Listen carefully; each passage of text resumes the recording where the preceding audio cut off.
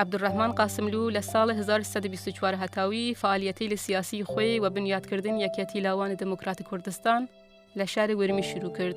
لسال 1325 هتاوی جمهوری کردستان لمهاباد لنوچی.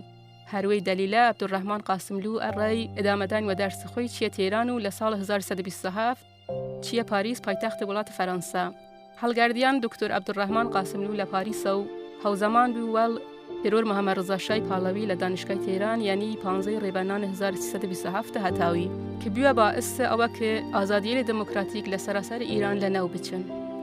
وی بونەوە دانیشتنێک لە لای خوێندکاران ئیرانی لە پاریس وەڕێکافت کە دکتۆر عەبدولڕەحمان قاسملو لەورە لە دژی شاوتی لە توندوتیش پێشکەش کرد و لە ئاخرە و خوێندکاران نامێک لە ناڕزایەتی خۆیان لە محەممەد ڕەزا شاه نووسان و بڵاوکردن.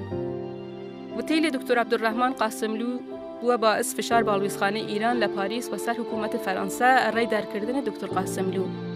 هەڕایە دکتۆر قاسملو و ناچار پاریس وەجێهێشت و عنوان یەکەمین بورسیەی ئیرانی یەکێتی نێودەوڵەتی خوێندکاران چیە شار پراگ پایتەختی وڵاتی چکۆسلۆڤاکی.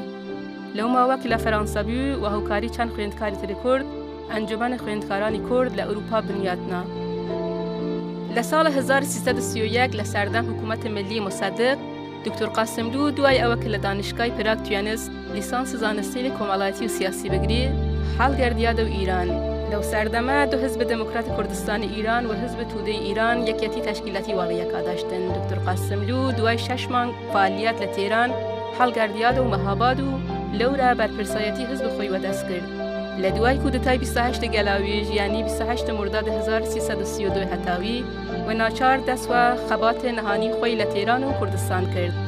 لەو ماوە دکتۆر قاسملو سەرپەرستی ڕۆژنامەی کوردستان و سەرپەرستی ئۆرگان کۆمیتەی ناوەندی حزب دموکرات کوردستانی ایران لە دەستی بوو کە تەنیا 5 شمارە و شیوەی پنهانی لێی بڵاو بوودە و هەر لەو ماوە بوو کۆمیتەیەک سەراسەری لەبارەی فعالیەتی حزب دموکرات کوردستان و سەرپەرستی خۆی دامەزران.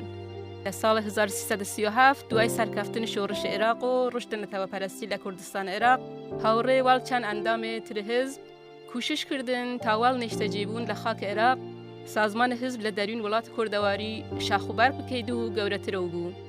ساڵ 1341 هەتاوی دکتۆر عەبدولڕەحمان قاسملو لە دانشگای پراگ دکتۆرای ڕشتەی زانست ئابووری گرت و تا ساڵ 1349 لەو دانشگایە دەرسەی لە ئابووری سەرمایە و ئابووری سوسیالیستی و تئۆری گەشەی ئابووری وتیادە و لەو سەردەمە دکتۆر عەبدولڕەحمان قاسملو چەندین کتاو لە پەیوان واڵ گرفتەی لە ئابووری کۆمەڵایەتی و سیاسی نووساکە ناسیاترینیان کتاو کوردستان و کوردە. دەقێ سەرەکی کتاو کوردستان و کورد و زوان چکین و سیاس و تا ئێستا و زوانەی لە ئینگلیسی، سلۆڤاکی، لەهستانی، عەرەبی، فارسی و کوردی وەرگیڕان بووە و چەندین بەشیش و زوان فەرەنسەوی هەڵگەردان و بڵاو کریاس.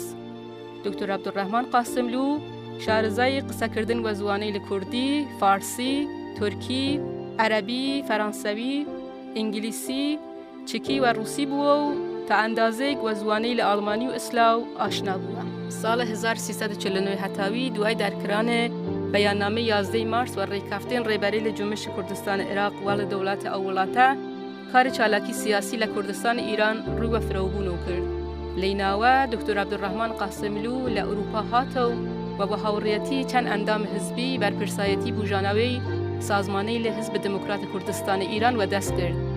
لە کۆنفرانسی سێوم حزب کە لە جەوزەردان یعنی خۆرداد 1350 هەتاوی وەڕێکی دکتۆر قاسملو و عنوانە ئەندامە کۆمیتەی ناوەندی حزب دموکرات کوردستانی ایران هەڵوەژاردریا و دوای ئەوە ئەندامەی لێگشتی کۆنگرەکانی حزب دموکرات دکتۆر قاسملو و عنوانە سکرتێر هەڵوەژانن. دکتۆر عەبدولڕەحمان قاسملو ئەڕای 18 ساڵ و عنوانە ڕێبەرێک لێهاتی و کارامە بەرپرسایەتی یەکەم حزب ڕێبەری کردیات. هاوڕێتی کۆشار مامۆستا و ڕێبەر دکتۆر عەبدولڕەحمان قاسملو لە 22 پوشبەر یعنی تیرمانگی ساڵ 1368 لە حاڵی کە ئەڕای چارەسەری ئاشتیانەی کورد وا لە چەند کەس لە نەمایەندەی لە ڕژیم ئیسلامی ئیران لە ڤیان گفتوگو کردیا وا لە هاوڕێتی کۆشار کاک عەبدوڵڵاه قادری ئازار ئەندام کۆمیتەی ناوەندی حزب دموکرات و دەست نەمایەندەی لە ڕژیم ئیسلامی شەهیدا کردیا.